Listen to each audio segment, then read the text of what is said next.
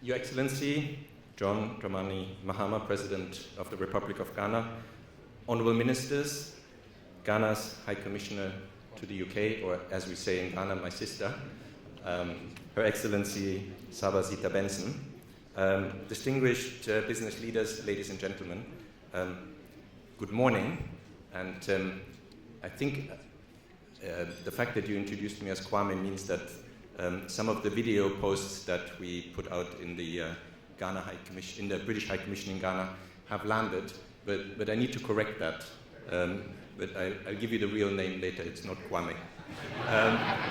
But good morning, and on behalf of the British government, let me extend a very warm welcome to London and also to the summit, and actually a particularly warm welcome to all of you who traveled all the way from Ghana.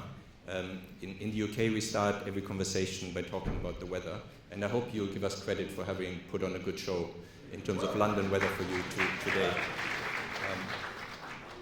So as we are gathering here today for the summit, we do so with a very clear sense of purpose. We want to create new opportunities for investors, and we want to accelerate trade between our two countries. But we also recognize that even though we look to the future, we build on very strong foundations. And that's because the UK-Ghana partnership is already thriving. British businesses have been playing a prominent role in Ghana for decades, shaping sectors from banking to manufacturing. In finance, we celebrate 130 years of Standard Chartered's presence in Ghana, a powerful symbol of enduring confidence in Ghana's economy and financial sector. In manufacturing, Unilever's long-standing footprint has supported industrialization, local value addition, and job creation. In infrastructure, the new airport terminals in Kumasi and in Tamale are just the most recent examples, standing alongside roads, bridges, and markets. In energy, Tullow, together with Ghanaian and international partners, discovered the Jubilee oil field in 2007, which transformed Ghana into a commercial oil producer. And more recently, the UK has supported renewable energy projects and marketed their development. In agribusiness, Blue Skies employs thousands of Ghanaians and exports fresh fruits directly to supermarkets within 48 hours. And I checked that just last night. It's on the shelf as we speak. Demeter Ghana is improving the productivity of over 100,000 farmers through targeted fertilizer, soil testing, and agronomic support. Body Shop UK has been sourcing shea butter from women's cooperatives in the northern region for over 34 years. And more recently, Margrace, a Ghanaian garment company, has started producing uniforms for Astor George. So these investments across Ghana are improving livelihoods at scales for thousands of people. So as I said, our partnership is already strong, and the figures speak for themselves. Over the last 20 years, there have been more than 670 projects of UK foreign direct investment in Ghana, creating more than 44,000 jobs.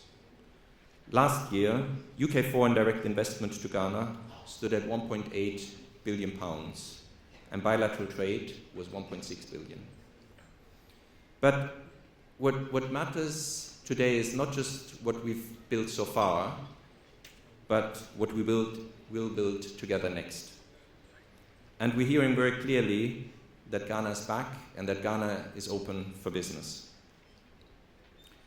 We heard already about the renewed focus on economic stability, on reform, and on growth.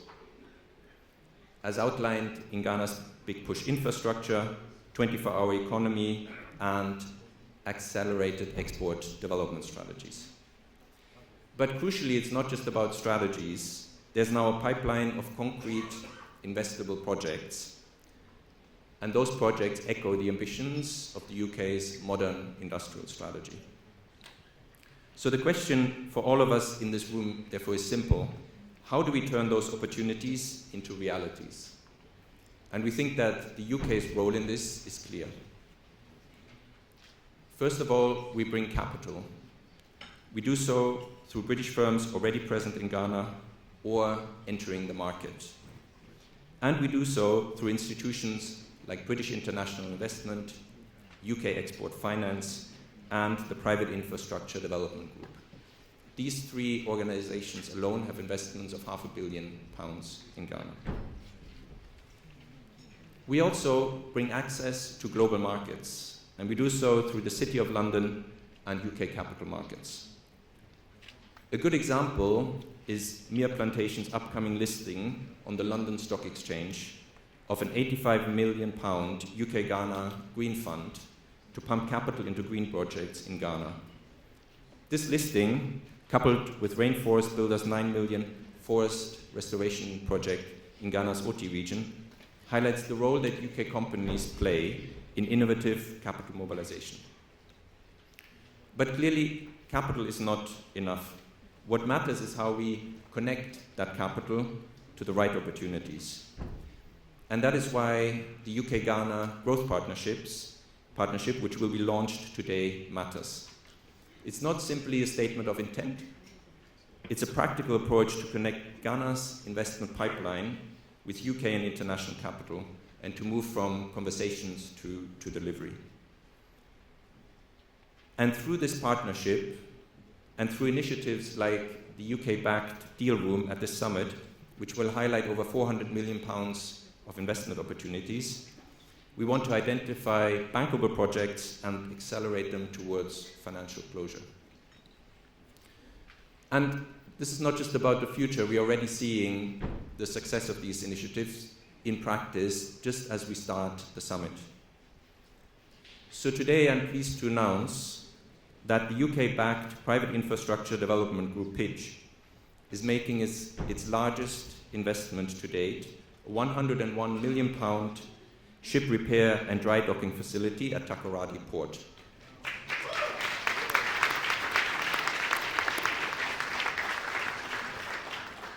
This will create up to 430 jobs, 30% of which for women, and it will strengthen Ghana's role, that as well. The minister rightly pointed out that this deserves a special clap.